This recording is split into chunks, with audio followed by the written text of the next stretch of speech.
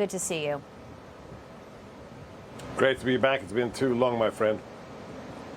It has. All right, so we just touched upon the intel. I know you're obviously on the inside here and the assessments from the ground. Just separate fact and fiction here. Exactly set the record straight, Seb, about what these airstrikes did and how Iran immediately wanted to say we want a ceasefire is a huge indication as well. They knew they had nowhere to go. Well, you just answered the question perfectly. You don't have to read the president's daily briefing or have TSSCI clearance like we do here in the White House to read the intelligence reports and to get the overhead satellite imagery. What happened?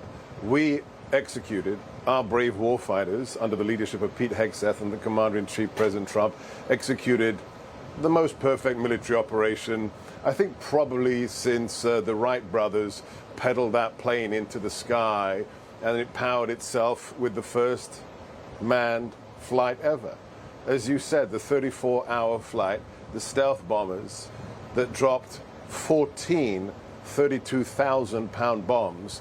You don't need to see the BDA, the battle damage assessment. All you need to know is that within hours, what happens? The murderous regime of the mullahs in Tehran said, basta, okay, we give up. Can we please have a ceasefire?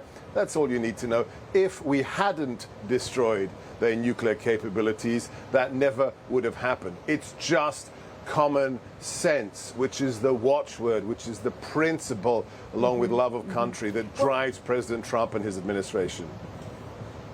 And driving, hopefully, to another negotiating table to end another conflict. We saw him with Zelensky today. He was asked about the meeting. Let's play this, and I want to get your reaction on the other side.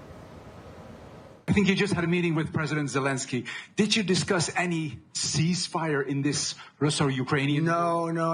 I wanted to know how he's doing. He was very nice, actually. You know, we had little rough times sometimes. He was couldn't have been nicer. I think he'd like to see an end to this. I do. I think what I took from the meeting couldn't have been nicer, actually. But I took from the meeting that he'd like to see it end. I think it's a great time to end it. I'm going to speak to Vladimir Putin and see if we can get it ended.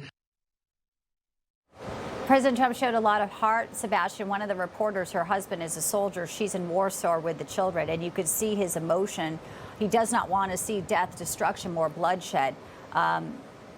Realistically, this has been a conflict, he said again, would never have happened if he was president. Yet he is trying to finish this, get them to the table. How realistic is it for now, where we are in this time frame, if you were to read into some of the tea leaves here and Putin's willingness to talk?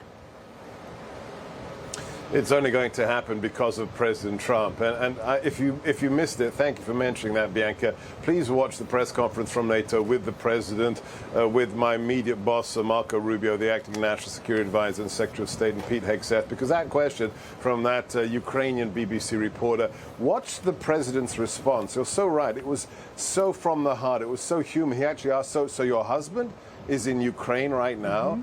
And he's a soldier, and he empathizes with that woman, with the plight of Ukrainians who were, of course, invaded by Russia.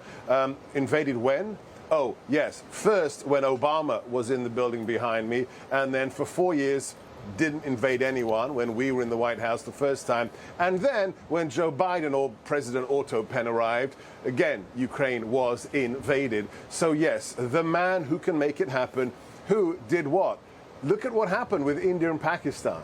Within days of that terrorist attack. I was in the Situation Room with Secretary Rubio as he was calling up the heads of state, as he was talking to Islamabad and New Delhi.